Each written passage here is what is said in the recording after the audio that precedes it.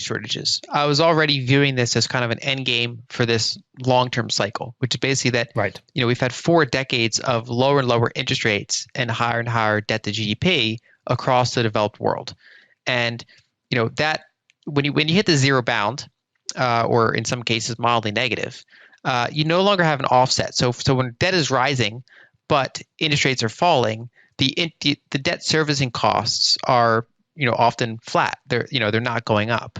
But when you have a situation where interest rates are now flat or up, while debt as a percentage of GDP is also going up, that's when you have that very dangerous combination of actually higher and higher debt servicing costs, including at the sovereign level. And that's when central banks run into a Kobayashi Maru. It's an impossible scenario that there's no solution for. And so, what they're supposed to do is if you have high inflation, you tighten. And if you have, low inflation, high unemployment, you loosen. That's kind of the model that they've been in.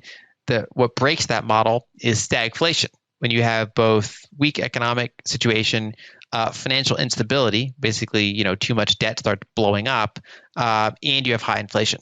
And so historically, like in the 1940s, which is the time we have to look back to find this combination for developed markets, you had major inflation, you had major currency devaluation, you had huge spreads between inflation and yields, and you had pockets of yield curve control and financial repression.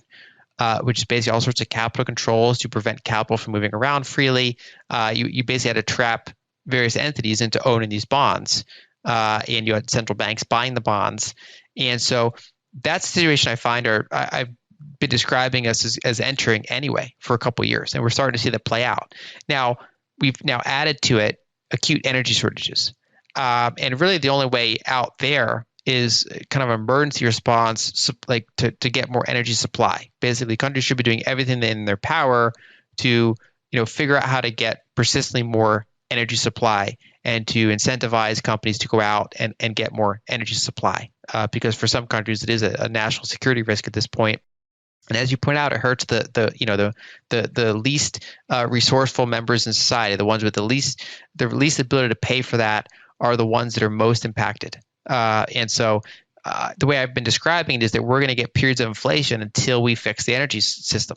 And that's unfortunately that can take quite a while to happen. And so, when I kind of rank things that would keep me up at night in terms of markets, acute energy shortages are pretty much at the top. In developing countries, food and energy kind of compete for that top slot. In developed countries, you don't really have to worry about food shortages because there's more resources to fix that, and instead it's about energy shortages because those are complex problems that take a lot of time to fix because grids are complex. Energy sources can't be changed on a dime. Import infrastructure needs to be changed. New wells and new reserves have to be created to produce more of the energy that's being in short supply. And so there's really no way out until the energy system is resolved, and that I think it's going to take years.